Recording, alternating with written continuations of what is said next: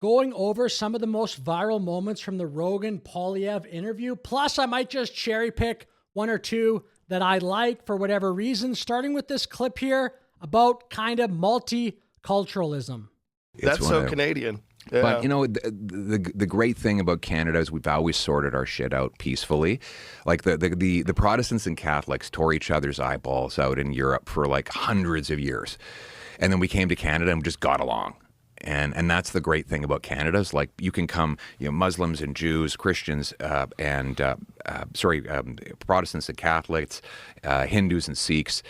They come to Canada and they just get along. They live on the same streets. Eventually, we all start intermarrying, and it's a great thing about Canada. Man, I don't know about that. That sounds like Justin Trudeau, actually. That sounds like something he would have run on 10 years ago. Yes, for the most part, there isn't massive war in the streets in Canada. There's certainly a lot of protests, and from time to time, there are flare-ups in the streets, but I think a big problem is, for example, if you go to Toronto, it seems like one group of people living here, one group of people living over there. What Pierre said there kind of reminded me of this moment Justin Trudeau on Late Show with Stephen Colbert. I think what Trudeau says is a little bit of a step further, but anyway. We try to celebrate differences, and people keep their cultures and keep their languages. And like when the Polish Prime Minister came to visit, he was super amazed and pleased that so many of the members of the Polish community continued to speak Polish, even though Why is that good? That's so ridiculous. I remember the last couple times I've had to hire people for certain services, no English. I'm talking through a Google Translate. That's not good, man. There's clearly a limit to all this multiculturalism, and I think Canada blew past that years ago. Okay, next moment, not to pat myself on the back too much, I literally called this in one of my prior videos. I thought Rogan would open the interview with, hey, why didn't you come on before? He kind of did. He did it in a sort of joking way, but take a look. We're up. How are you, sir? Pleasure to meet you. It's great to be here. Thanks for having me. Great to be back in Texas. Pleasure. I'm glad we finally did this. Yes, me too. I wanted to do it the first go around. Yeah, I know. What was that? 13 seconds into the podcast. And again, like when I saw that, vindicated. I should go back and find the clip. But anyway, just trust me, I guess. I did predict or guess that this is how this podcast would start. Okay, I actually did find the clip. Check this out. This is pre-Rogan Poilievre podcast, but after it had been announced that he was going on. Jordan, I'm also interested to see, and I think this will come up. I hope the first question is from Rogan. Why didn't you come on this podcast 15 months ago? I really think that will come up because for Rogan's just style, I don't think Rogan is going to want to hide from that question. I think that would be the first question. That'd be my guess. And I am fascinated to see how Poilievre answers that question. It'll definitely be. Come on. Is that great or what? I mean, it didn't exactly play out as I was saying, but pretty close. I mean, I think that's worth a like. Like the video. Let's go. When I got the invitation, we were in the middle of the election, and we just don't leave the country during election campaigns. I get it. And the problem we've had is we can't get you to come to Canada. And so we've actually hatched a full strategy to get you into Canada because we think it's going to do big things for our tourism numbers. So do you mind if I present? Poilievre handled that okay. That was, I think, a fine answer. What should have obviously happened is he should have just went down there, even if it's during the campaign. So what? Rogan is the biggest show in Canada. I'm going to double check that so I'm not spreading misinformation, as they would say. Okay, at least this is just from ChatGPT. So ChatGPT can hallucinate, but anyway, rank the top 5 biggest internet shows in Canada, meaning shows that Canadians watch. The show can be American, Canadian, or from wherever. You can include podcasts, news programs, whatever. Number 1, Joe Rogan. That is not surprising to me whatsoever. The Daily, Michael Barbaro. That's like, yeah, I think that guy is from the New York Times. Full Send podcast. That one's kind of surprising to me. Actually, not really. It's pretty big. Hot Ones makes sense.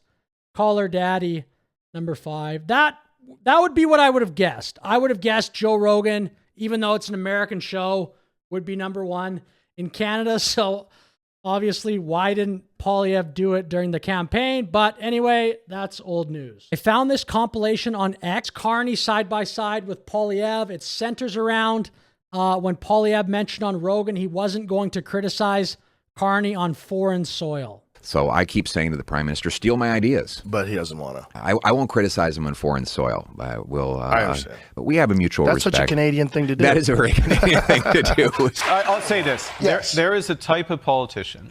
We have Mr. Poilievre in Canada, a type of politician who's, tend to be lifelong politician. Really? Tend to worship the market. They've never actually worked in the private sector. Right. And they see opportunity in tragedy. We heard Prime Minister Carney recently lay out a vision and a This isn't the Rogan podcast, obviously, but we'll just take a look. partnership with China.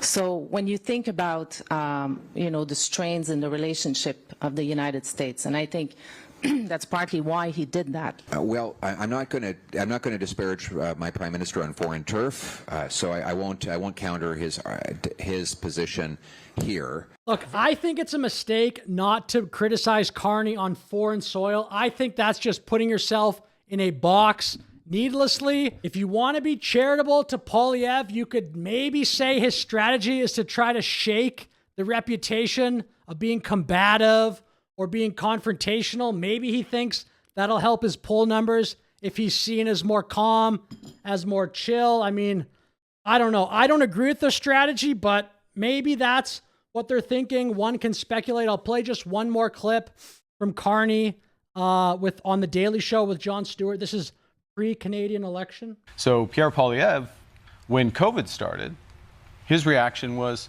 this is a good time to cut spending and cut taxes. Everyone's just been pushed out of a job. Nobody's got work. So let's cut the taxes on the work they don't have, and let's take away the social safety net when everybody's vulnerable. Wow. Yeah. I'll play a bit here. I was genuinely impressed with Poilievre at multiple times throughout the interview. His ability to recall anecdotes, to explain himself, to pull stats and figures. He was actually better at that than I expected. He should do more podcasts because I don't know how people would know that. Just short little media hits or little short YouTube videos that are overly edited. You could just be reading a script. So I was impressed at multiple times with Poilievre explaining certain concepts.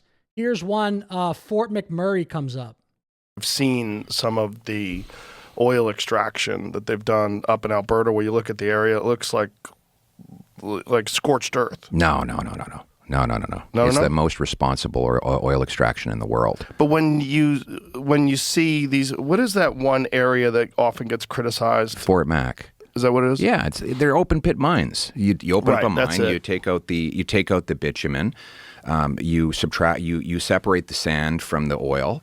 You make it less viscous by putting diluent in it, and you ship it off. And then after the mining is done, they resurface it, and you wouldn't even know there was a mine there. So there were multiple times in this podcast that I thought Poilievre gave succinct, clear answers to Rogan about a multitude of topics. And again, I knew he was pretty good at that, but I think he should try to showcase that more often. Okay, final clip for my video. It's just this kind of person that made this kettlebell story into a short. I thought the kettlebell talk was great. I thought there was a lot of MMA talk towards the end of the podcast, which whatever, but I would have preferred to hear about Canadian politics. But anyway.